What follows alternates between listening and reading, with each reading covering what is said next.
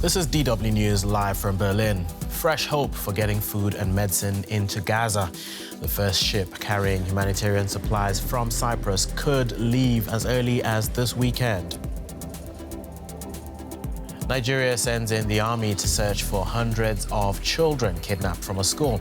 Our correspondent has details of the biggest mass abduction in years. And a U.S. court finds the former president of Honduras guilty of drug trafficking. Now, Juan Orlando Hernández is facing 40 years in prison.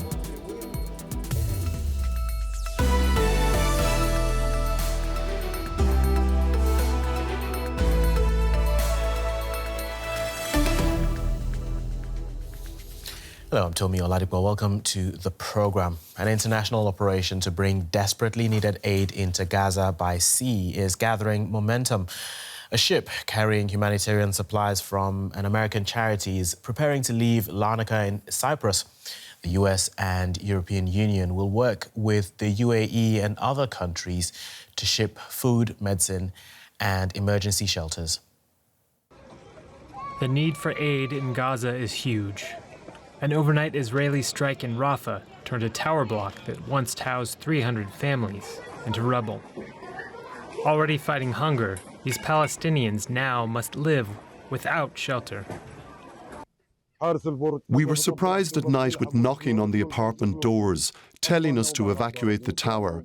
Our children fell on the stairs and women fell. A friend of mine's wife, who was 9 months pregnant, fell on the stairs. There was a state of panic and fear. You have no idea. The European Union is coordinating these shipments of food, medicine, and other supplies. The EU, together with the US, the United Arab Emirates, and other countries, are launching a maritime corridor for ships to carry food and medicine to Gaza. The vessels being loaded in Cyprus are nearly ready to go. There are many factors involved in a mission like this one. It's quite a challenge, so I can't predict a timetable for many reasons, because of time and security. But as soon as everything is ready, we leave from here.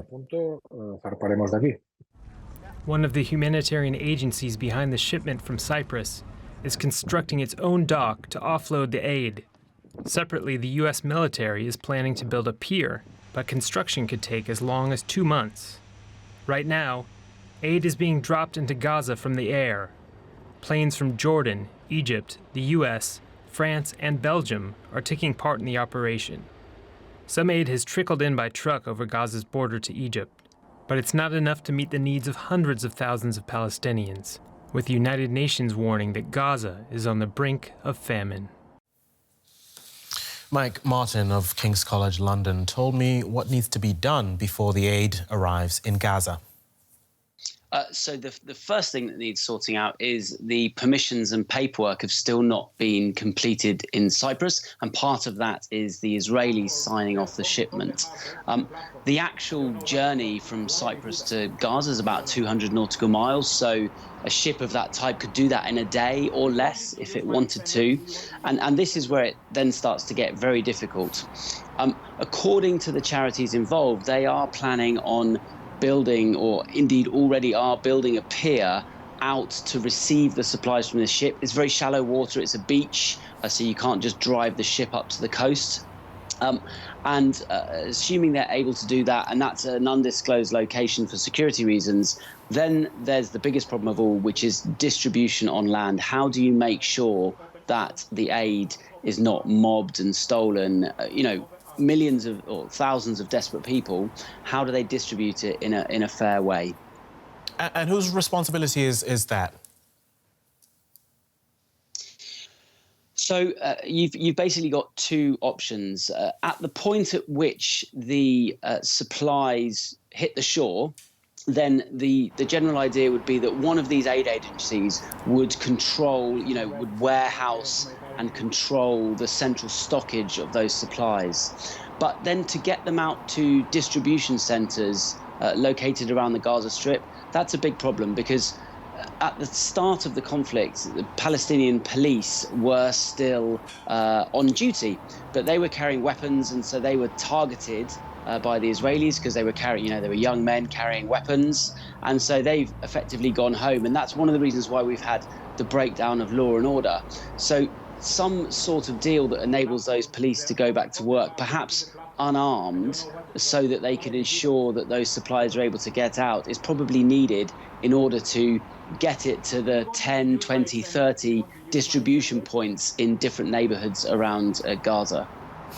You mentioned the pier that's going to serve temporarily, but the U.S. is also building its own dock that could take up to 2 months to build. What form is that likely to take, and what difference would that one make? So the U.S. military has got ready-made equipment. It's effectively a floating pontoon that gets anchored to the seabed, and then you build a floating a causeway linking up that pontoon to the seashore, and that equipment is in storage and ready to go, which is why I'm quite surprised that they're saying it's going to take 60 days to get it there. The unit of the US military that's responsible for using that equipment has been tasked already, is getting ready to go. I would think that the US is able to do it much quicker than that. I wonder whether actually they are under-promising so that they can over-deliver. I think they would be able to get it done much quicker than that because, as I say, the equipment will be in storage and ready to go. OK, we'll leave it there for now. Mike Martin from King's College London, thank you for your analysis. Thank you very much. Security forces in northern Nigeria are searching woodland for nearly 300 children abducted from a school by gunmen. Kidnappings have become a lucrative business for armed gangs. Parents are losing faith in the authorities to prevent the abductions or to find missing children.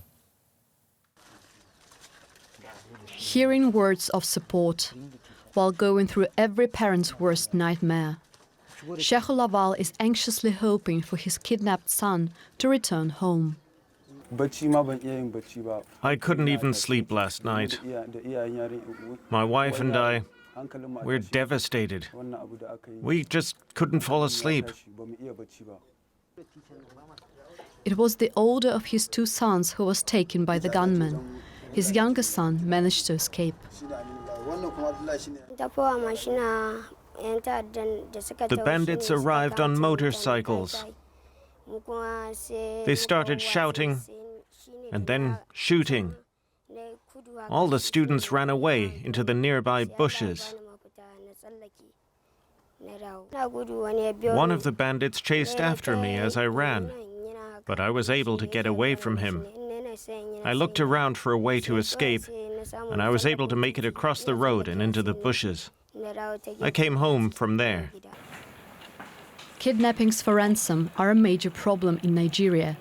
It's estimated that 1,500 students have been taken by gangs and jihadists over the past decade. Thursday's abduction was the largest in recent years. Relatives of the children are pleading for the authorities to help. But some admit they have little faith in the government. A jury in New York has found former Honduran President Juan Orlando Hernández guilty of trafficking hundreds of tons of cocaine into the U.S. Prosecutors say he ran Honduras like a narco state. He was long considered a top U.S. ally in Central America. Now he faces a life in prison. Juan Orlando Hernández has been found guilty of 3 counts of drug trafficking and weapons conspiracy. His lawyer says they will appeal the decision. He says he is innocent, and he says he still has the strength to keep fighting. Hernández was president of Honduras for 2 consecutive terms, between 2014 and 2022. During his leadership, the country received more than $50 million in anti-narcotics assistance from the U.S., as well as additional millions of dollars in security and military aid. Prosecutors later uncovered that he was linked with drug traffickers, including former Mexican drug lord Joaquin Guzman, known as El Chapo. He was accused of helping smuggle around 500 tons of cocaine to the US. Hernández was arrested just weeks after completing his second term as president, and he was extradited to the United States 2 months later in April 2022. After a 2-week trial, jurors in Manhattan reached the verdict, celebrated by Honduran citizens gathered outside the courthouse. Those of us who are here, who have emigrated, know that we are the consequence of a failed state that has been controlled and managed by people who have used their country and its institutions for drug trafficking. I hope that the verdict and his arrest serves as a precedent, so that authorities can no longer harm our country, that they devote themselves to serving our people, not destroying our people. It's the first time in more than 3 decades that a former foreign leader has been convicted of drug trafficking in the US. Sanho Tree is a fellow at the Institute for Policy Studies and director of its Drug Policy Project. I asked him whether this conviction was a victory for the US Drug Enforcement Agency. Well, victory is, it's not so much a victory as it is an ongoing process of shoveling water, basically. That it really doesn't produce many substantial long-term changes because we have this long pattern in Latin America of presidents, attorneys general, drug czars, military officers being complicit in the drug economy. There's an old saying in this field, and I've been working in drug policy for 25 years, that drug prohibition is an equal opportunity corrupter. It's just that some people are in a vastly superior position to profit from that corruption. And that, of course, are the senior officials because they have access not only to the policing side of it, but they can also tax and control which gangs get to smuggle and what types of drugs and turf lines and that sort of thing. So it's a fantastically lucrative space. Right. And why did the U.S. support former President Hernández with millions of dollars in the first place when there was this controversy around him? Yeah, he's been a strategic ally for quite a while now. Part of it was that the U.S. had other concerns. Trafficking was one of them, but also the migrant crisis, which was beginning to really blossom under his presidency. And so many were prepared to look the other way, it seems, in furtherance of these other objectives. It was cracking down on crime, other types of crime, rather, and that sort of thing. Right. Your project is focusing on ending the damage caused by the drug wars. What needs to be done now?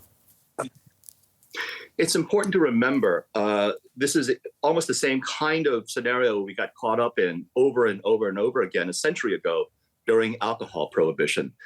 Because what we're talking about today with these drugs, whether it's cocaine, heroin, amphetamines, or any other type of drugs, we're talking essentially about minimally processed agricultural and chemical commodities that cost pennies per dose to manufacture. The reason they're so incredibly profitable and expensive today is because of drug prohibition. And so the last people who want the drug war to end are drug traffickers and drug warriors, because neither side can make a reasonable living without the other. It's prohibition that acts as an indirect or unintentional price support, if you will, for drug traffickers that makes these substances priceless when they ought to cost pennies per dose. And that's corrupting. And just in 20 seconds, has the U.S. war on drugs failed? Yes, it's failing every day, and it's failing even worse because now we've replaced traditional plant-derived drugs with synthetic drugs like fentanyl and methamphetamines, which are far more problematic, easier to smuggle, easier to produce, and cheaper than before. Right. Okay. Sanho Tree, fellow at the Institute for Policy Studies. Thank you very much for speaking to us. Thank you.